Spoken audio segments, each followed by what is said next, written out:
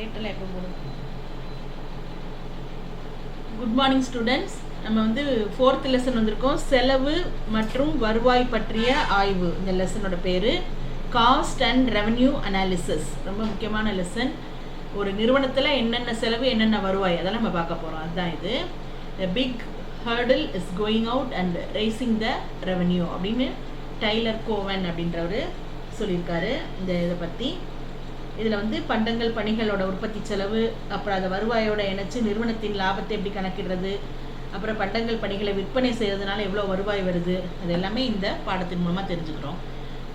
இதை வந்து இன்ட்ரடக்ஷன் பார்த்தீங்கன்னா செலவு மற்றும் வருவாய் பற்றிய ஆய்வு. அதாவது உற்பத்தி செலவு நம்ம ஏற்கனவே சொல்லியிருக்கோம். ஒரு பொருள் உற்பத்தி செய்யணும்னா என்னென்ன செலவாகுது, எப்படி லாபம் ஈட்டுறது, எப்படி நஷ்டம் ஏற்படுறது, இது எல்லாமே நஷ்டம் ஏற்பட்டால் எப்படி, லாபத்தை எப்படி கணக்கிடுறது, அப்போ மொத்த வருவாய்க்கும் மொத்த செலவுக்கும் உள்ள வேறுபாடு தான் லாப நஷ்டம் கண்டுபிடிக்கிறோம். வருவாய் ஜாஸ்தியாக இருந்து செலவு வந்து குறையாக இருந்ததுன்னா லாபம், வருவாய் குறைவாக இருந்து செலவு அதிகமாக இருந்ததுன்னா நஷ்டம். இதுலேருந்து நம்ம தெரிஞ்சுக்கிறோம் இதெல்லாமே. இப்போ நிறுவனத்தினோட உற்பத்தி மற்றும் அளிப்பு நடவடிக்கைகளை தீர்மானிப்பதில் செலவு மற்றும் வருவாய் மிக முக்கியமான காரணியாக உள்ளது. Cost and revenue analysis refers to examining the cost of production and sales revenue of your production unit or firm under various conditions. The objective of a firm is to earn profit and not to make loss. எந்த ஒரு நிறுவனமாக இருந்தாலும் profit அடையணுன்றது தான் அவங்களோட main objective. Loss ஆகணுன்றது அவங்களோட objective கிடையாது. So main objective என்னது? To get profit, to earn profit தான். However, a firm's profit or loss is primarily determined by its costs and revenue. In simple terms, profit or loss is defined as the difference between the total revenue and the total cost. Already இப்போ சொன்ன மாதிரி தான். ப்ராஃபிட்னு வச்சுட்டிங்கன்னா ப்ராஃபிட்டோ லாஸோ எதாக இருந்தாலும் எதை வச்சு நம்ம தீர்மானிக்கிறோம்? டோட்டல் ரெவன்யூவிலேருந்து டோட்டல் காஸ்ட்டை கழிச்சோம்னா அதுலேருந்து கிடைக்கிறதா நம்ம லாபமாக நஷ்டமான்றதை நம்ம முடிவு பண்ணுவோம். அதுதான் இங்கேயும் கொடுத்துருக்காங்க. அடுத்தது செலவு பற்றிய ஆய்வு, காஸ்ட் அனாலிசிஸ் அப்படின்றோம். செலவு அப்படின்றது உற்பத்தி செலவை குறிக்கும். இப்போ ஒரு பொருளை உற்பத்தி செய்கிறதுக்கு என்னென்ன நம்ம செலவு பண்ணுறோம் அதுதான் உற்பத்தி செலவை நம்ம ஆய்வு செய்யும்போது அதோட காரணிகள் எல்லாமே நம்ம தெரிஞ்சுக்கணும். ஒரு நிறுவனத்தோட அளவு, உற்பத்தி அளவு, காரணிகளின் விலை மற்றும் பல்வேறு பொருளாதார மாறிகளையும் கணக்கில் கொள்ள வேண்டும். காஸ்ட் அனாலிசிஸ் அதான் சொல்லியிருக்காங்க. Cost refers to the total expenses incurred in the production of a commodity. Cost analysis refers to the study of behavior of cost in relation to one or more production criteria, namely size of output, scale of production, prices of factors and other economic variables. இது எல்லாத்தையும் வச்சு நம்ம கண்டுபிடிக்கிறோம். அவ்வளோதான். The functional relationship between cost and output is expressed as cost function. இப்போ அடுத்த தலைப்பு என்னென்னா செலவு சார்பு. செலவு சார்புன்னு என்னன்னா மொத்த செலவுக்கும் உற்பத்திக்கும் இடையே உள்ள தொடர்பினை வெளிப்படுத்துது. செலவு சார்புன்றது என்னன்னா மொத்த செலவுக்கும் உற்பத்திக்கும் இடையே உள்ள தொடர்பு. அண்டர்லைன் பண்ணிக்கோங்க. இடையே உள்ள தொடர்புன்னு வந்தாலே சார்பு அதையும் சார்ந்து இருக்குது. அதாவது மொத்த செலவுக்கும் மொத்த உற்பத்திக்கும் இடையே உள்ள தொடர்பினை வெளிப்படுத்துறது தான் சார்பு, செலவு சார்பு. இப்போ செலவு சார்பை இப்படி எழுதலாம். C is equal to, செலவுனா காஸ்ட், அதாவது C is equal to F of Q. அது வந்து எதை சார்ந்து இருக்குன்னா உங்களுக்கு மொத்த செலவுக்கும் உற்பத்திக்கும் இடையே உள்ள அந்த தொடர்பினை தான் அது வெளிப்படுத்துது. C is equal to F of Q. எடுத்துக்காட்டு கொடுத்துருக்காங்க. TC அப்படின்னா total cost is equal to Q3. ஒரு சம் மாதிரி கொடுத்துருக்காங்க. Q3 minus 18Q squared plus 91Q plus 12. இல்லை Cன்றது செலவு, Qன்றது உற்பத்தியோட அளவு. செலவு சார்புனா என்னன்னா உற்பத்தி சார்புலேருந்து பெறப்பட்டது. இனி அடிப்படை செலவு கருத்துக்கள் மற்றும் அதன் செயல்பாடுகளை பற்றி நம்ம இதில் பார்க்கலாம்.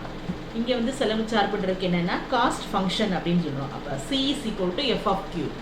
அதே தான். ஒரு simple example. Q3 minus 18Q2 plus 91Q plus 12. இப்போ Cன்றது காஸ்ட்டு, Qனா குவான்டிட்டி ஆஃப் அவுட்புட். காஸ்ட் ஃபங்க்ஷன்ஸை derived functions because they are derived from production functions. அதில் ஃபஸ்ட்டு வந்து காஸ்ட் கான்செப்ட்ஸ் அப்படின்னா என்னென்னா செலவு கருத்துக்கள். அதில் முதலாவது நமக்கு என்ன கொடுத்துருக்காங்கன்னா மணி காஸ்ட்டு. மணி காஸ்ட்னா என்னென்னா பணச்செலவு.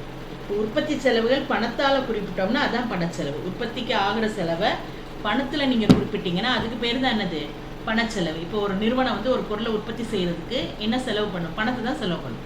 அப்போ அந்த பணத்தால் செலவு பண்ணுற அத்தனை செலவுமே பணச்செலவுன்னு நம்ம சொல்கிறோம். அதே திருப்பி அதே தான் வந்திருக்கு. நம்ம ஒரு பொருளை உற்பத்தி செய்கிறதுக்கு பணத்தால் என்னென்ன செலவு பண்ணுறோமோ அதெல்லாம் பணச்செலவு, அவ்வளோதான். அதை நம்ம என்ன சொல்லலாம், அதில் வந்து என்னென்ன அடங்குதுன்னு பாருங்கள். கச்சா பொருட்களுக்கான செலவு. ஒரு பொருள் செய்கிறியா, அப்போ அதுக்கு என்ன வாங்குவோம் நம்ம? கச்சா பொருள்னா ரா மெட்டீரியல்ஸ் வாங்குவோம், அதுதான். அடுத்து ரெண்டாவது பார்த்தீங்கன்னா உழைப்பாளர்களுக்கான கூலி மற்றும் சம்பளம். அப்புறம் கட்டடம் வேணும், கட்டடத்துக்கு வாடகைக்கு எடுத்துக்கலாம், சொந்தமாகவும் இருக்கலாம். அதுக்கு ஒரு அமௌண்ட்டு நமக்கு போயிடும். அப்புறம் மூலதனம் நம்ம இப்போ ஒரு பேங்க்லேருந்து லோன் எடுக்கிறோம் அப்படின்னா அதுக்கு வட்டி, அது திருப்பி செலுத்தணும், அந்த மாதிரி அதான் வட்டி, மூலதனத்துக்கான வட்டி. அப்புறம் எரிபொருள் மற்றும் மின்சக்திக்கான செலவு, அப்புறம் போக்குவரத்து செலவு, அப்புறம் உற்பத்தி சார்ந்த பிற செலவுகள், இதெல்லாம் சேர்ந்து தான் பணச்செலவுன்றோம். ரொம்ப ரொம்ப ஈஸியானது. ஒரு பொருளை உற்பத்தி செய்யறதுக்கு நம்ம என்னென்ன செய்யணுன்றதை பார்த்தீங்கன்னா, முதலாவது இடுபொருள் இடுறோம், அதாவது கச்சா பொருள். அப்புறம் வேலை செய்கிறவங்களுக்கு கூலி சம்பளம் தாரோம். அதுக்கப்புறம் நம்ம என்ன செய்கிறோம், மூலதனத்துக்கான வட்டியை நம்ம கட்டுறோம்.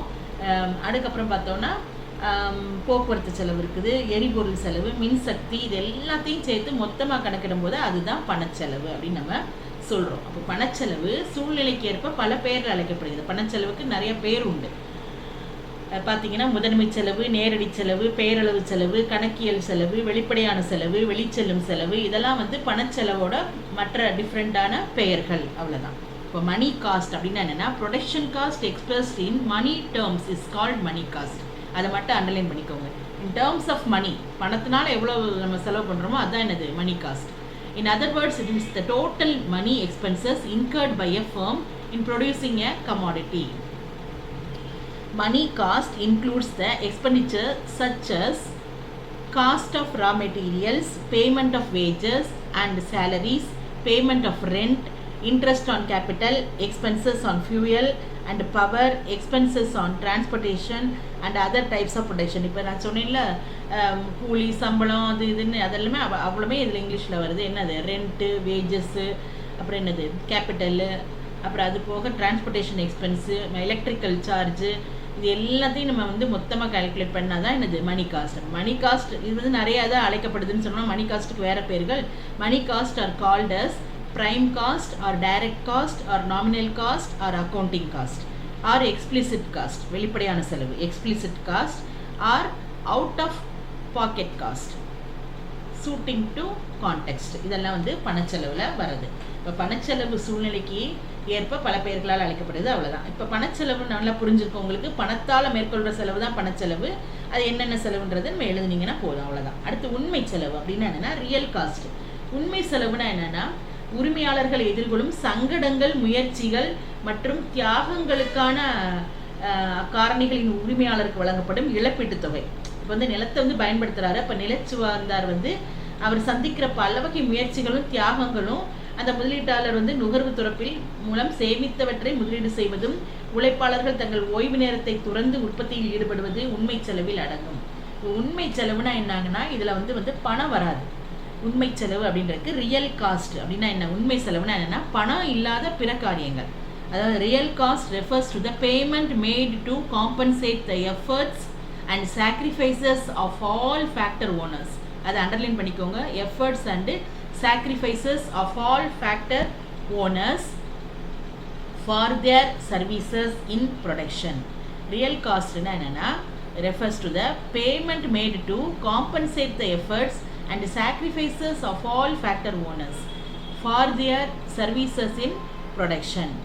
அதுலேயும் பார்த்தோம்னா it includes the efforts and sacrifices. அவங்க என்னென்ன முயற்சி இருக்கிறாங்க, என்னென்ன தியாகங்கள் செய்கிறாங்க, என்னென்ன நேரம் எதெல்லாம் திறந்து அவங்க என்ன பண்ணுறாங்க, அந்த உற்பத்தியில் ஈடுபடுறாங்க, அதெல்லாம் அதான் பார்த்தீங்கன்னா சாக்ரிஃபைசஸ் ஆஃப் லேண்ட்லார்ட்ஸ் இந்த use of land, capitalist to save and invest, workers in foregoing leisure. Adam Smith இதை வந்து அழகாக எதில் சொல்லியிருக்காரு பாருங்க. ஆடம் ஸ்மித் கருத்துப்படி உழைப்பாளர்களோட துன்பங்களும் தியாகங்களும் தான் உண்மையான செலவு அப்படின்னு கூறுறாரு. ஆடம் ஸ்மித் ஒரே வார்த்தையில் சொல்லிட்டாரு, ஒரு உழைப்பாளரோட துன்பமும் தியாகமும் அவன் எப்படி தன்னுடைய இப்போ ஒரு ஓய்வு நேரத்தை அவன் ஜாலியாக செலவு பண்ணலாம், இல்லைன்னா எங்கேயாவது வெளியே போகலாம், அப்படிலாம் இருக்கலாம். ஆனால் அப்படி இல்லை. ஒரு உற்பத்தியாளர்கிட்ட போய் கேட்டோன்னா அவனோட மைண்டில் ஃபுல்லாக அவனோட பிஸ்னஸ் பற்றி தான் அவனுக்கு எண்ணங்கள் எல்லாமே இருக்கும். அப்போ அவன் வந்து என்ன செய்யலாம், எப்படியாவது நல்ல முன்னுக்கு வரணும் அப்படின்ற எண்ணத்தில் நிறைய காரியங்கள் அவங்க என்ன செய்கிறாங்க, தியாகமாக இழக்கிறாங்க. அந்த இழப்பீட்டுக்கு கிடைக்கக்கூடிய அந்த இதுதான் ரியல் காஸ்ட். அதுதான் ரியல் காஸ்ட்.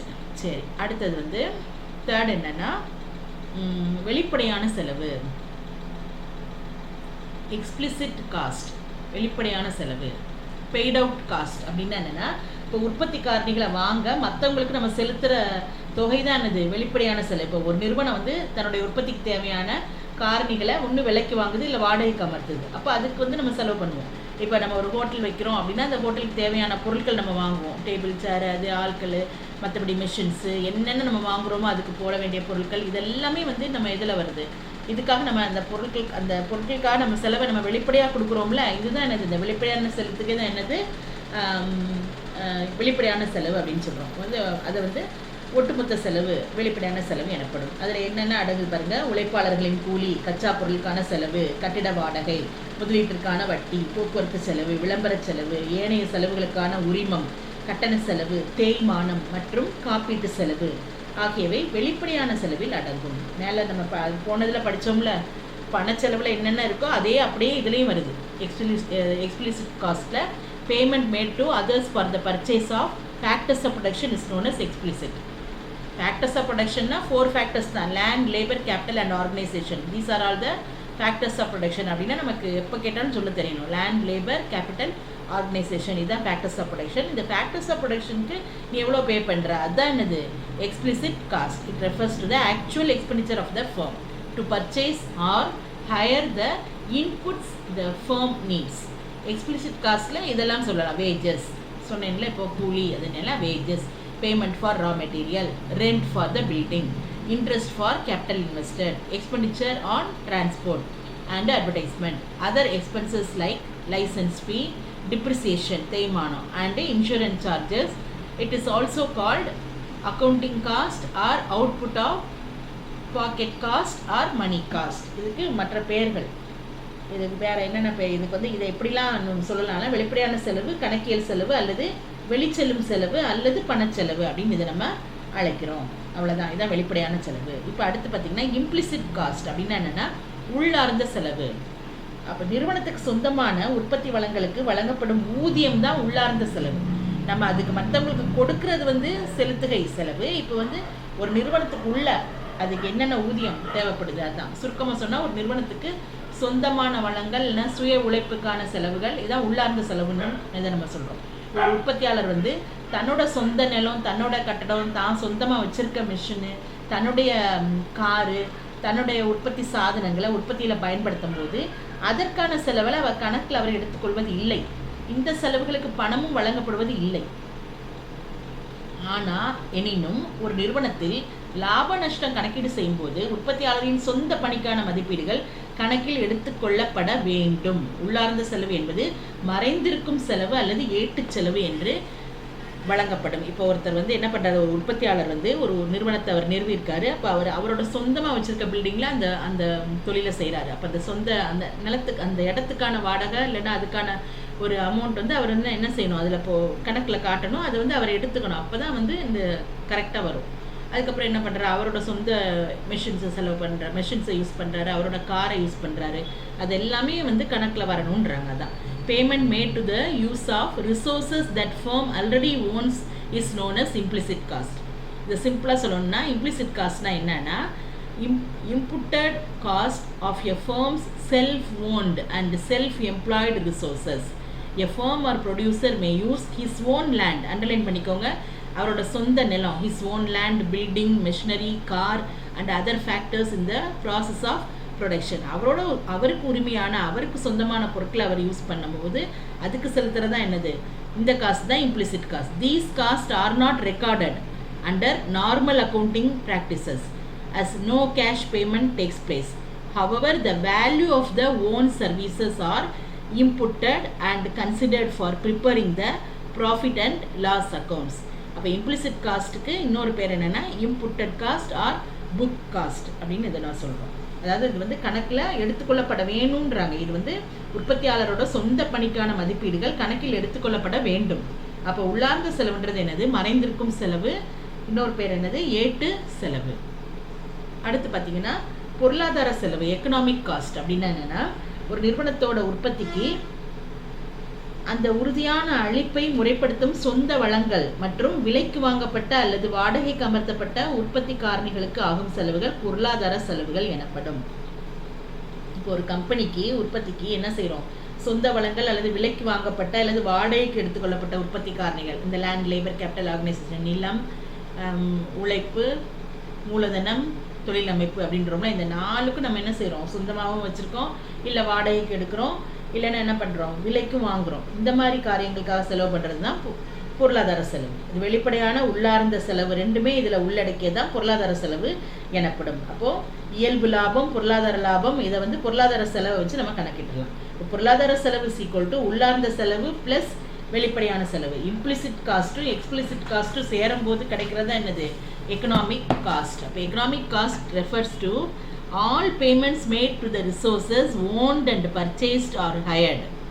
அப்படின்னா என்னென்னா, ஒன்று உனக்கு சொந்தமாக இருக்கணும், இல்லை நீ பர்ச்சேஸ் வாங்குற, இல்லைன்னா ஹயர் பண்ணுற, வாடகைக்கு எடுக்கிற by the firm in order to ensure the regular supply to the process of production. It is the summation of explicit and implicit cost. இப்போ எக்கனாமிக் காஸ்ட்னா என்னென்னா, is relevant to calculate the normal profit and thereby the economic profit of a firm. அப்படின்னா economic காஸ்ட்ன்றது என்னதுன்னா is equal to implicit cost plus explicit cost. ஏற்கனவே சொன்னேன், பொருளாதார செலவு இஸ் ஈக்குவல் டு வெளிப்படையான செலவையும் உள்ளார்ந்த செலவையும் கூட்டும் பொழுது கிடைக்கிறதா என்னது? பொருளாதார செலவு. அவ்வளோதான். அடுத்தது பார்த்தீங்கன்னா சமூக செலவு அப்படின்னா என்னென்னா சோஷியல் காஸ்ட். சமூக செலவு அப்படின்னா, சமூக செலவுனா என்னென்னா உற்பத்தியின் விளைவாக சமுதாயம் எதிர்கொள்ளும் செலவு. இப்போ மார்ஷலோட கூற்றுப்படி ஒரு பண்டத்தினால சமுதாயத்தில் உள்ள மற்ற மக்கள் ஏற்றுக்கொள்ளும் சடங்குகளும் தியாகங்களும் சமூக செலவு. இதனை உற்பத்தி செய்த நிறுவனங்களுக்கானது அல்ல, சமுதாயத்திற்கானதாகும். இப்போ வந்து ஒரு நிறுவனம் வந்து ஒரு பொருளை உற்பத்தி செய்கிறதுனால சில சங்கடங்கள், சில முயற்சிகள், சில தியாகங்கள் வருது. அது வந்து ஒரு தனிப்பட்ட மனுஷனுக்கு போய் சேருது. இங்கே அப்படி இல்லை, ஒரு சமுதாயம் வந்து அதனால அந்த இதை ஏற்றுக்கிறாங்க. அந்த மாதிரி வர்றது தான் என்னது? அந்த மாதிரி இருக்கிறது தான் இது சமூக செலவு எனப்படி. ஒரு எடுத்துக்காட்டு கொடுத்துருக்காங்க பாருங்க. ஒரு பெரிய தொழில் நிறுவனம் ஏற்படுத்தும் காற்று மாசு, தண்ணீர் மாசு மற்றும் பல சேதங்களால் சமுதாயத்தில் ஒரு பகுதி மக்கள் பாதிக்கப்படுகிறார்கள்.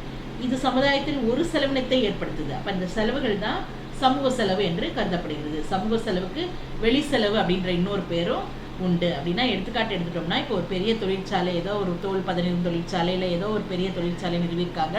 அதுலேருந்து வர வேஸ்டேஜ், காற்று மாசுபடுத்துது, தண்ணீரை அந்த கழிவுகள் தண்ணீரில் சேர்றதுனால அது சுற்றி இருக்கிற மக்கள் பாதிக்கப்படுறாங்க, அந்த காற்றுனாலையும் அந்த நீர்னாலையும். அப்போ அந்த மாதிரி இருக்கும்போது இது சமுதாயத்தில் அது ஒரு செலவினத்தை ஏற்படுத்துது அந்த குரூப் மக்களுக்கு, அங்கே இருக்கிற மக்களுக்கு, அந்த சமுதாயத்தினருக்கு.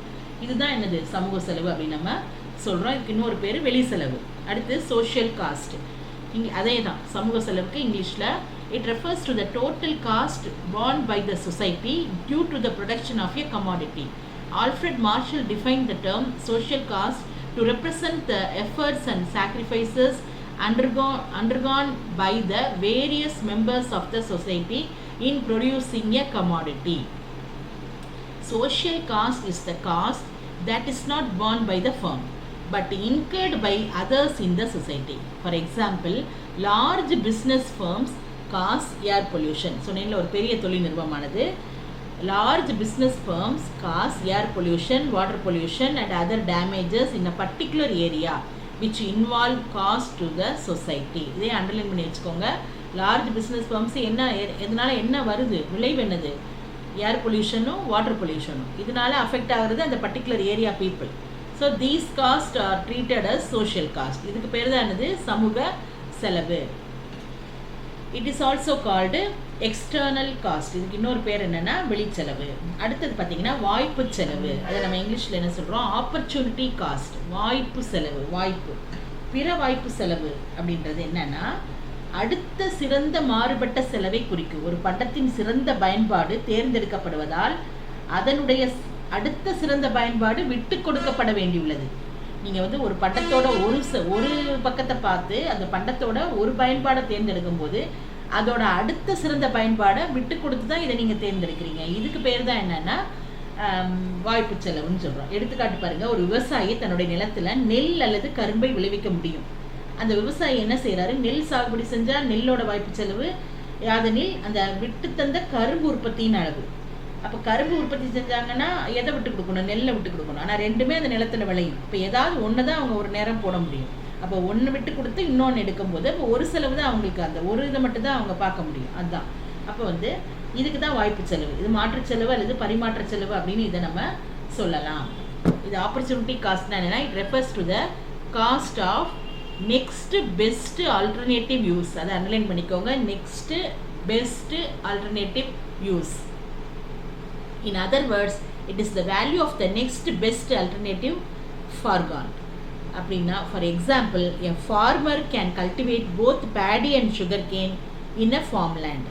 ரெண்டையுமே அவங்க என்ன பண்ணலாம், உற்பத்தி பண்ணலாம். If he cultivates paddy, the opportunity cost of paddy output is the amount of sugar cane output given up. அப்போ அவன் சுகர் கேனை விட்டுட்டு, கிவன் அப்னு சுகர் கேனை விட்டு கொடுத்துட்டு பேடி அவன் கல்டிவேட் பண்ணணும், நெல். அதான். அப்போ opportunity cost is also called alternative cost R transfer cost. இதுக்கு பதிலாக அதான் நம்ம என்ன சொல்கிறோம், இது அல்டர்னேட்டிவ் ஆர் ட்ரான்ஸ்ஃபர் காஸ்ட் நம்ம சொல்கிறோம். அடுத்த காஸ்ட் என்ன கொடுத்துருக்காங்க பாருங்க, சங்க் காஸ்ட் அப்படின்னு என்னென்னா அமிழ்த்தப்பட்ட செலவு.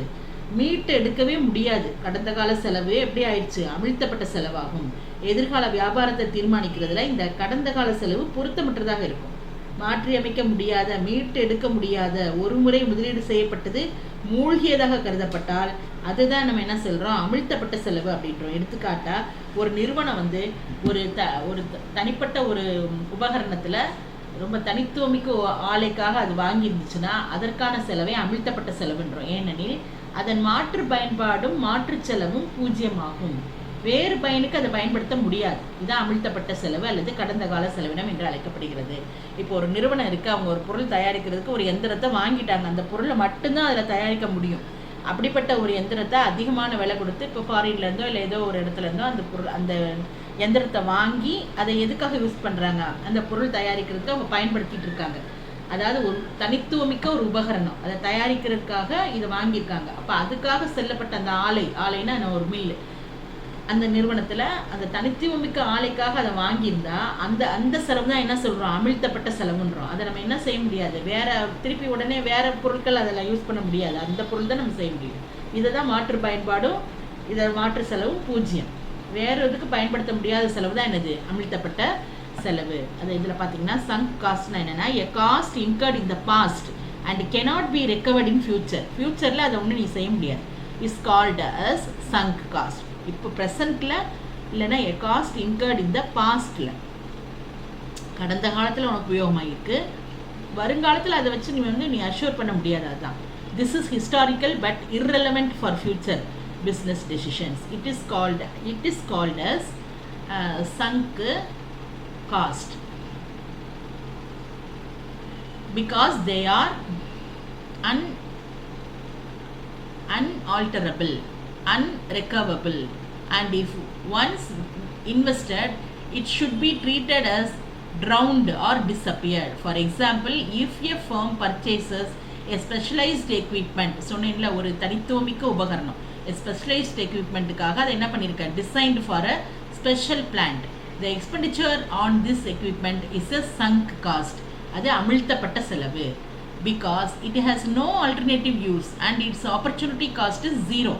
The sunk cost is also called as retrospective cost. இது என்ன சொல்கிறோம், இதை மறுபடியும் நம்ம என்ன செய்ய முடியாது, எதிர்காலத்தில் இது இதோட மாற்று பயன்பாடு மாற்று செலவும் 0 அப்படின்னு சொல்கிறாங்க. அதுதான் இது அமிழ்த்தப்பட்ட செலவு அப்படின்றோம். அடுத்த செலவு பார்த்தீங்கன்னா மிதக்கும் செலவு அப்படின்னு என்னது, ஃப்ளோட்டிங் காஸ்ட் அப்படின்னா என்ன, வியாபார நடவடிக்கைகளுக்கு நேரடியாக தொடர்புடைய செலவு அனைத்தும் மிதக்கும் செலவு. இந்த செலவுகள் சொத்தை உருவாக்காது. மிதக்கும் செலவில் கச்சா பொருளுக்கான செலவுகள் அடங்காது. அப்போ இவை நடப்பு கால சொத்தின் ஒரு பகுதி. மிதக்கும் செலவில் உழைப்பாளர்களுக்கு வழங்கப்படும் ஊதியம், போக்குவரத்து செலவு, எரிபொருள், நிர்வாகத்துக்கான கட்டணம் இதெல்லாம் அடங்கும். நிறுவனத்தில் அன்றாட வியாபார நடவடிக்கைகளுக்கு மிக அவசியமான செலவுகள் தான் மிதக்கும் செலவுகள். It refers to all expenses that are directly associated with business activities but not with asset creation.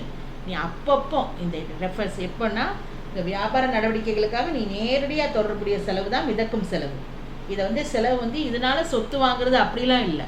It refers to all expenses that are directly associated with business activities but not with asset creation. It does not include the purchase of raw material as it is part of current assets. இதில் என்னென்ன include பண்ணியிருக்காங்க பாருங்கள், wages to workers, transportation charge, fee for power and administration. Floating cost is necessary to run the day to day business of a firm. அப்படின்னா என்னது? Day to day business of the ஃபர்ம்னா என்னென்னா, ஒரு நிறுவனத்தின் அன்றாட வியாபார நடவடிக்கைகளுக்கு இது ரொம்ப அவசியமான செலவு தான் என்னது? இந்த மிதக்கும் செலவு. அடுத்தது பார்த்தீங்கன்னா முதன்மை செலவு, பிரைம் காஸ்ட் அப்படின்றோம். பிரைம் காஸ்ட் என்னென்னா முதன்மை செலவு. அதாவது உற்பத்தி மாற்றத்துக்கு ஏற்ப மாறுபடக்கூடிய செலவுகளுடன் நிர்வாக செலவையும் சேர்த்து கொண்டால் அதுதான் முதன்மை செலவு. இப்போ உற்பத்தி மாற்றம்னா என்னென்னா, இப்போ ஒரு பொருள் உற்பத்தி பண்ணுறோம், இப்போ திடீர்னு அடுத்து வேறு பொருள் உற்பத்திக்கு போகிறோம். இப்படி உற்பத்தி மாற்றத்துக்கு ஏற்ப மாறுபடக்கூடிய செலவு தான். அது நிர்வாக செலவையும் அதில் சேர்த்துட்டோம்னா இதுக்கு பேர் தான் என்னது? முதன்மை செலவு எனப்படும். இந்த செலவு நேர்முக செலவுன்னு இதை அழைக்கிறோம். இப்போ முதன்மை செலவு இஸ் ஈக்குவல் டு மாறும் செலவு ப்ளஸ் நிர்வாக செலவு. இப்போ முதன்மை செலவுனா என்னது? மாறும் செலவு ப்ளஸ் நிர்வாக செலவு. All cost that vary with output together with the cost of administration are known as prime cost. In ஷார்ட்டில் prime cost is equal to variable cost plus cost of administration. அதான் நிர்வாக செலவு. Cost of administration. மாறும் செலவுனா variable cost. Variable காஸ்ட்டையும் நிர்வாக administration காஸ்ட்டையும் கூட்டினா கிடைக்கிறது தான் என்னது? Prime cost. அதாவது முதன்மை செலவுனா என்னென்னா, மாறும் செலவையும் நிர்வாக செலவையும் கூட்டம் பொழுது கிடைக்கிறது தான் என்னது? Prime cost. அடுத்து பார்த்தீங்கன்னா ஃபிக்ஸட் காஸ்ட் அப்படின்னா என்னென்னா, மாறா செலவு. Fixed cost does not change with the change in the quantity of output. எப்போவுமே இது என்ன செய்யாது? மாறவே மாறாது. மாறா செலவுகள் உற்பத்தி மாற்றத்துக்கு ஏற்ப மாறுபடுவது இல்லை. அது மாறாத காரணிகளுக்காக செய்யப்படும் செலவு. உற்பத்தி அதிகரித்தாலும் குறைஞ்சாலும் அல்லது உற்பத்தி பூஜ்ஜியமாக இருந்தாலும் இந்த செலவு எப்படி இருக்குமா? மாறாமல் நிலையாக தான் இருக்கும். அதுதான் இது. எடுத்துக்காட்டு நிறுவனத்தோட வாடகை. இப்போ நீ நிறுவனத்தோட வாடகை எடுத்துகிட்ட அதோட காவலருக்கு ஊதியம் தர, அப்புறம் என்னது? நிரந்தர தொழிலாளர்களுக்கு ஊதியம் தரீங்க, குறைந்தபட்ச உபகரணத்துக்காக இவ்வளோ செலவு பண்ணுறீங்க, காப்பீட்டு செலவு இருக்குது, மின்சாரத்துக்கான காப்பீட்டு கட்டணம் இருக்குது, உரிமம் கட்டணம் அப்படின்னு லைசன்ஸ் உரிமம் கட்டணம் போன்றவை இதெல்லாம் மாறவே மாறாது. மாறா செலவை துணை செலவு அப்படின்னும் அல்லது உற்பத்தி மேல் செலவு அப்படின்னு சொல்லலாம். இது வந்து எப்படினாலும் மாறாது. உற்பத்தி அதிகமானாலும் இது இந்த செலவெல்லாம் குறையிறதுக்கு வாய்ப்பு இல்லை. அதே மாதிரி உற்பத்தி குறைஞ்சாலும் உற்பத்தியே இல்லைனாலும் கட்டடத்துக்கு வாடகை நம்ம கொடுத்து தான் ஆகணும். சில காரியங்கள் நம்ம செஞ்சு தான் ஆகணும். அதுதான். அப்போ ஃபிக்ஸட் காஸ்ட்னா என்னது?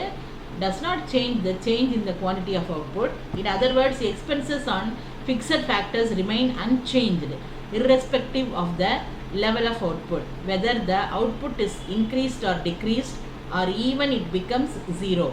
For example, rent of the factory, அடுத்து watchman's wages, permanent workers salary. இப்போ அதில் சொன்னேன்ல அதே தான். எல்லாமே நமக்கு என்ன ஆகும்? ஃபிக்ஸடாக தான் இருக்கும், மாறவே மாறாது. Payments for minimum equipments and machine, insurance premium, deposit for power, license fee, etc. Fixed cost is also called as supplementary cost or overhead cost. இதான் என்னது? மாறா செலவு அப்படின்றது. இந்த டயக்ராமில் பார்த்தீங்கன்னா types of cost, fixed cost, variable cost அப்படின்னு ரெண்டு. Fixed cost overhead cost that don't vary with sales or production levels. Variable cost na cost that do vary directly with the level of production. Variable na உங்களுக்கு மாறிட்டே இருக்கும், ஃபிக்ஸட்னா மாறாது, அவ்வளோதான். இப்போ அடுத்து நம்ம மாறும் செலவு என்னன்னு பார்க்க போகிறோம். வேரியபிள் காஸ்ட், மாறும் செலவு. உற்பத்தி மாறுபடுவதற்கேற்ப செலவு மாறுபடும். எடுத்துக்காட்டாக எடுத்துட்டோம்னா, இப்போ தற்கால பணியாளர்களுக்கு வழங்கப்படும் கூலி, கச்சா பொருட்காகும் செலவு, எரிபொருள், மின்சக்திக்காகும் செலவு ஆகியவை மாறும் செலவு. இந்த மாறும் செலவு முதன்மை செலவு எனவும் சிறப்பு செலவு எனவும் நேரடி செலவு எனவும் அழைக்கப்படுகிறது. மாறும் செலவுனா என்னன்னா, இது மாறிக்கிட்டே இருக்கிறது. உற்பத்தி மாறுபடுவதற்கேற்ப இந்த செலவு மாறுபடும். இதுக்கு எடுத்துக்காட்டு அவங்களே இந்த கொடுத்துருக்காங்க. பணியாளர்களுக்கு தற்காலம்னா டெம்பரரி பணியாளர்களுக்கு கொடுக்குறீங்க, திருப்பி வேறு இது வரும்பொழுது அந்த செலவு கூடும் குறையும், அந்த மாதிரி மாறிக்கிட்டே போகும். அதுதான். அது மாதிரி கூலியும் அப்படி தான். கச்சா பொருளோட இதுவும் ஒரே நிலையாக இருக்க முடியாது, மாறிக்கிட்டே இருக்கும். அதுதான். இப்போ வேரியபிள் காஸ்ட்னு என்னென்னா, these cost vary with the level of output. Examples of variable costs are wages of temporary workers. Temporary workers என்னன்னா நிரந்தரம் இல்லாத ஆட்கள். அடுத்தது cost of raw materials, fuel cost, electricity charges, etc. Variable cost is also called as prime cost, special cost, direct cost. இதான் மாறும் செலவு, அதான் variable cost. அடுத்து நம்ம என்ன பார்க்க போறோம்னா, குறுகிய கால செலவு கோடுகள். இதோட டாபிக் பேர் என்னன்னா ஷார்ட் ரன் காஸ்ட் கர்வ்ஸ். அதில் முதலாவது நமக்கு என்ன கொடுத்துருக்காங்கன்னா, டோட்டல் ஃபிக்ஸட் காஸ்ட், டிஎஃப்சி அப்படின்னு என்னதுன்னா டோட்டல் மொத்த மாறா செலவு. டோட்டல்னா மொத்தம், எஃப்னா மாறாது, சினா செலவு. இப்போ டிஎஃப்சினா என்னது? Total fixed cost. இதில் அவுட்புட் பார்த்தீங்கன்னா இந்த அட்டவணையும் நம்ம படிச்சுக்கணும். 0 1 2 3 4 அப்படி இருக்குது. ஃபிக்ஸட் காஸ்ட்னா மாறாதுன்னு சொல்லியாச்சு. அதனால ஃபிக்ஸட் காஸ்ட் என்னது? ருப்பீஸில் கொடுத்துருக்காங்க பாருங்கள். காஸ்டின் ருப்பீஸில் 1000 எல்லாமே 1000 அப்படின்னா என்னது? மாறவே மாறாது. All payments for the fixed factors of production are known as total fixed cost. Hypothetical TFC is shown in table. இந்த இதில் பார்க்கும்போது இந்த டேப்லெட் காலத்தில் என்ன காட்டியிருக்காங்க? அவுட்புட்டும் டோட்டல் ஃபிக்ஸட் காஸ்ட்டும் மாறவே இல்லை. இந்த காஸ்ட் வந்து எல்லாத்துலேயுமே 1000 தான் வருது. அப்போ இந்த டயக்ராம் கொடுத்துருக்காங்க பாருங்கள். இந்த டயக்ராமு அதாவது மாறாத உற்பத்தி காரணிகளுக்கு செய்யப்படும் அனைத்து செலவுகளின் கூடுதல் மொத்த மாறா செலவாகும். மாறா செலவை விளக்கும் அட்டவணை இந்த டயக்ராம். ரொம்ப ஈஸியானது பாருங்கள். ஒரே ஒரு எக்ஸ் ஆக்சிஸ் ஒய் ஆக்சிஸ் 2 கோடு போடுறீங்க. அதில் நடுவில் டிஎஃப்சின்றது ஒரு நேர்கோடாக போட்டுறீங்க. அது 1000, அவ்வளோதான். அது மாறவே மாறாது. இது அவுட்புட், அது காஸ்ட். அப்போ இதை வந்து விளக்கும் போது ஃபார் இன்ஸ்டன்ஸ் டிசிசி கொட்டு முதல்ல நம்ம பார்த்தோம். இந்த இது Q3 minus 18Q2 plus 91Q plus 12. இது வந்து ஃபிக்ஸட் காஸ்ட் ஹியர் 12ன்றது கொடுத்துருக்காங்க. That means if Q is 0 the total cost will be 12. Hence அதான் ஃபிக்ஸட் காஸ்ட் அப்படின்றாங்க. It could be observed that TFC does not change with output. மொத்த மாறா செலவு மாறவே மாறாது. அது அப்படிதான். ஃபிக்ஸட்னா ஃபிக்ஸட் தான். Even when the output is 0 இருந்தால் கூட the fixed cost is 1000. TFC is a horizontal straight line. ஒரே ஒரு படுகை கோடு, horizontal straight line, அவ்வளோதான். Parallel to the x-axis. x-axis மாதிரி எதுவும் ஒரு horizontal straight line போட்டுறீங்க, அவ்வளோதான். இதுதான் என்னது? TFC. இப்போ அடுத்து என்ன வருது பாருங்க, TVC. TFCனா நல்லா தெரிஞ்சுக்கோங்க, டோட்டல் ஃபிக்ஸட் காஸ்ட்டு. இது வந்து நமக்கு ஆரம்பிச்சிட்டாங்கன்னா இதெல்லாம் நான் போர்டில் உங்களுக்கு கண்டிப்பாக வரைஞ்சி இந்த நோட்டில் நீங்கள் வரைஞ்சி எழுதணும். நல்லா ஃப்ரீயாக இருந்தீங்கன்னா நோட்டில் நீங்கள் வரைஞ்சி எழுதி பார்த்துக்கோங்க. ஏற்கனவே சொல்லிகிட்டே தான் வரேன். என்னென்ன படங்கள் இருக்கோ அந்த கேள்விகள் இருந்தால் நம்ம படம் வரைஞ்சி அந்த கேள்வியை வந்து எழுதணும். நோட் போட்டு எழுதிட்டே தான் வரணும். கடைசியில் உங்களுக்கு அதுக்கு மார்க் உண்டு. நீங்கள் ஃப்ரீயாக இருக்க நேரங்களில் அதை செஞ்சுக்கோங்க. முதல் பாடத்துலேருந்தே நான் சொல்லிட்டு வரேன். இப்போ இந்த படம்லாம் இது என்ன, இப்போ டிஎஃப்சினா என்னென்னா இந்த அட்டவணை எழுதி இந்த படத்தை வரைஞ்சி டோட்டல் ஃபிக்ஸட் காஸ்ட் அப்படின்னா என்னன்றது நம்ம இந்த டெஃபினிஷனை எழுதணும், அவ்வளோதான். இப்போ அடுத்தது பார்த்தோம்னா வேரியபிள் காஸ்ட்டு. டிவிசி அப்படின்னா என்னது? Total variable cost. இப்போ இந்த மேலே இந்த படம் வரைஞ்சிட்டு இதுலேருந்து என்ன தெரிஞ்சுக்கிறோன்றது கொடுத்துருக்காங்க பாருங்கள். மொத்த மாறா செலவானது உற்பத்தி மாற்றத்திற்கு ஏற்ப மாறுவது இல்லை. அதான் ஒரே கோடு தான், மாறவே இல்லை. உற்பத்தி 0 இருக்கும்போது கூட மாறா செலவு 1000. வரைபடத்தில் படுகை கோடு எக்ஸ் அச்சுக்கு இணையாக உள்ளது. இந்த 3 பாயிண்ட்டையும் இதில் படிச்சுக்கணும். இது வந்தால் இதை நீங்கள் எழுதணும். மாறா செலவு. அடுத்து மாறும் செலவு பார்த்தீங்கன்னா மாறும் உற்பத்தி காரணிகளுக்கு செய்யப்படும் அனைத்து செலவும் மாறும் செலவாகும். அதில் அட்டவணை பாருங்கள். 0 1 2 3 4 5ன்னு கொடுத்துருக்காங்க. டிவிசி என்ன கொடுத்துருக்காங்க? முதல்ல 0, அப்புறம் 200 இருக்குது, அப்புறம் 300 இருக்குது, அப்புறம் 400, அப்புறம் 600, அப்புறம் 900. மாறிக்கிட்டே இருக்குது. 200லேருந்து 900 வரைக்கும் வந்திருக்கு. அதுக்கு தான் இந்த படம் கீழே கொடுத்துருக்காங்க பாருங்கள். X axis y axis. X axis வெளியீடு, ஒய் ஆக்சிஸ் செலவு. இங்கேயும் பார்த்தீங்கன்னா டோட்டல் வேரியபிள் காஸ்ட்னா என்னதுன்னா all payments to the variable factors of production is called as total variable cost. All payments to the variable factors of production. அப்போ மாறுகிற உற்பத்தி காரணிகளுக்காக செலவிடுறது தான் என்னது? Total variable cost. அதை தான் நம்ம என்ன சொல்கிறோம்? மாறிக்கிட்டே இருக்குது, அதுதான். அப்போ ஹைபோதெட்டிக்கல் டிவிசி வந்து இந்த டயக்ராம்லையும் இப்போ சொன்னேன்ல அட்டவணை சொன்னேன். அட்டவணைக்கு அடுத்து இனிமேல் என்ன வருதுன்னா இந்த டயக்ராம் வருது. இந்த படத்தை பார்த்தீங்கன்னா வரைபடத்தை பார்த்தீங்கன்னா டயக்ராம் 4.2ல் கீழே அந்த எக்ஸ் ஆக்சிஸ் வந்து ஒரு கோடு போட்டு x axis output, y axis வந்து காஸ்ட்டு. இப்போ இது பாருங்கள் 0 ஈக்குவலாக போட்டிங்க. 0 போட்டு 1 2 3 4 5 இது என்னது? அவுட்புட்டு. இந்த சைடு பார்க்கும்போது பாருங்கள் 200 300 400 கரெக்டாக வந்துட்டு 500 விட்டுட்டு 600க்கு இன்னும் கொஞ்சம் ஜாஸ்தி மேலே போயிடுச்சு அந்த கோடு. அதை நம்ம போடணும். ஒன்றா இருக்கும்போது 200, அப்புறம் 2க்கு வரும்போது 300, 3 வரும்போது 400. இப்போ 600 பாருங்கள் 4ல் வரும்போது 600. அப்போ அது வந்து அந்த கேப் வந்து கூடியிருக்கு. இப்போ 600லேருந்து 900க்கு பாருங்கள் எவ்வளோ கேப் இருக்குது பாருங்கள். அங்கே மேலே போயிட்டு இப்போ நீங்கள் அதை வந்து லைனில் இணைச்சி அந்த லைனெல்லாம் இணைச்சி ஒரு கோடு போடுறீங்க. ஒரு வரைபடம் மாதிரி போட்டு டிவிசி அப்படின்னு போடுறீங்க. அந்த டோட்டல் வேரியபிள் காஸ்ட்டு. அதான் இந்த படம். இந்த அட்டவணையிலேருந்து என்ன தெரிஞ்சுக்கிறோம்னா உற்பத்தி 0 இருக்கும் பொழுது மாறும் செலவும் 0 உள்ளது. உற்பத்தி அதிகரிக்கும் போது மாறும் செலவும் அதிகரிக்கும்.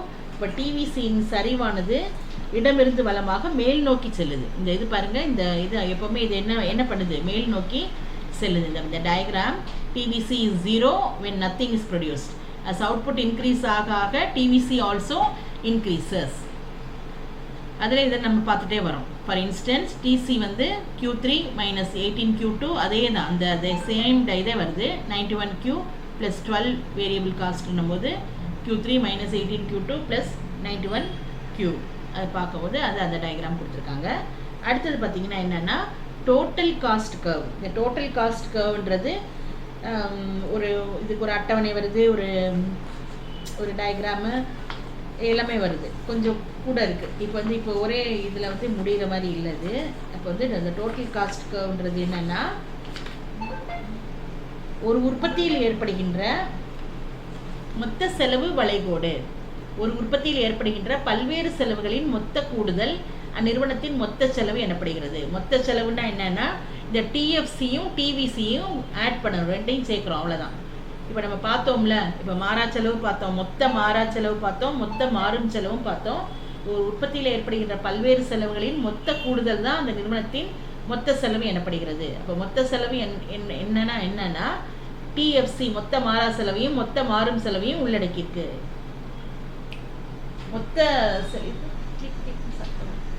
மொத்த செலவு இஸ் ஈக்குவல் டு மொத்த மாறா செலவு பிளஸ் மொத்த மாறும் செலவு. அப்போ TCனா மொத்த செலவு இஸ் ஈக்குவல் டு